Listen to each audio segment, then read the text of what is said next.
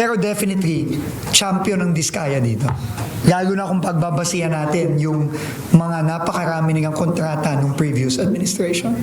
Top-notcher ang mga Diskaya. Itong sinabi ni Public Works and Highways Secretary Vince Dizon kaugnay sa laki ng maaaring multang ipataw ng Philippine Competition Commission o PCC laban sa kanilang mga kumpanya. Batay sa tala ng Department of Public Works and Highways, mula noong 2016 hanggang 2025, umabot sa 1,214 na flood control project ang nakuwang kontrata ng 9 na construction companies na pagmamayari ni Pacifico at Sara Diskaya na nagkakalaga ng halos 80 billion pesos. At kung mapapatunayan ng PCC na may kinasangkutan ito na bid manipulation at bid rigging, maaari silang magmulta ng nasa 300 bilyong piso. Well, pag nagbayad sila ng 250 million kada violation, pagka tinotal mo yan, yun nga, nakita mo, Diskaya pa lang, pwedeng umabot ng 300 billion yan.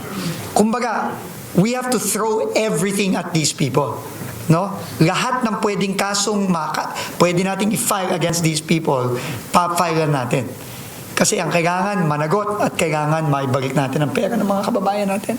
So lahat ng pwede nating i-file against them. Kaninang umaga, inihain ng DPWH ang referral sa PCC laban sa 5 kontraktor na sangkot sa pagmamanipula, pandaraya o pagluluto ng bidding. Kabilang dito ang 3 proyekto ng Wawa Builders, 2 proyekto ng IM Construction Corporation, 2 project ng Sims Construction Trading at 2 project ng St. Timothy Construction Corporation kasamang ilang opisyal at empleyado ng DPWH Bulacan 1st District Engineering Office at ang 3 proyekto ng Sunwest Incorporated kung saan kasama ang DPWH Regional Office 4B official and employees dahil sa flood control project anomaly sa Nauhan Oriental Mindoro. Sakaling mapatunayang guilty, maaaring magmulta ang mga ito ng nasa 110 million pesos sa unang paglabag at 110 to 250 million pesos sa kada subsequent offense. At sa reklamo na isinampa sa 5 kumpanya hinggil sa 12 proyekto, maaari silang magmulta ng nasa 2.3 billion pesos. Aparte dun sa pananagot nila,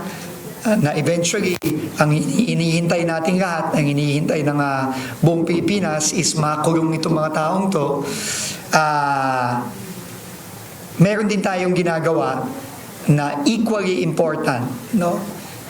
Kailangan maibalik natin ang pera ng mga kababayan natin.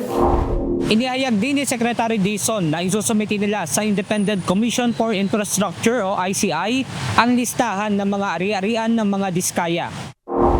Batay sa tala ng Land Registration Authority o LRA, mula sa 18 na appraised property ng mga naturang kumpanya, aabot ang halaga nito sa 1 billion pesos. If found that the proceeds used to buy these assets are from unlawful activities, money laundering activities, so yun po yung AMLA. If nagamit nila ay money laundering proceeds para dito sa mga pambili ng mga real properties na ito, then they can initiate civil forfeiture.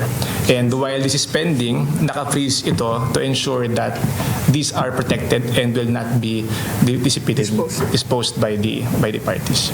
Sumulat na rin ng 4 na sulat ang DPWH sa surety companies para sa fund recovery na aabot naman sa 89.2 million pesos. Relevant itong termination na to kasi kailangan na nating bawiin yung kanilang mga surety bonds at mga warranties.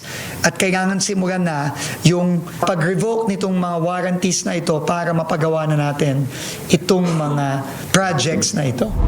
Samantala, kaninang umaga ay nagsagawa ng paglagda sa Memorandum of Understanding ang DPWH katubang ang Professional Regulatory Commission o PRC. Para hindi lang mapanagot yung mga na-involved dito sa mga anomalya, kundi para din i-strengthen yung pagtutulungan ng DPWH at ng PRC para mapigilan na natin na maulit pa ulit ito sa mga susunod na taon. So, it's not just about accountability, but it's also about safeguarding the institutions and the projects that the DPWH